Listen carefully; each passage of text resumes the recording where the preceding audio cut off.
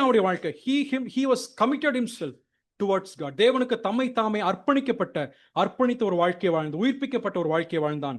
அதே போல பேதுரு பின்வாங்கி போன ஒரு பேதுரு தான். ஆனால் பேதுரு திரும்பி வந்த பின்பு it was a double fold.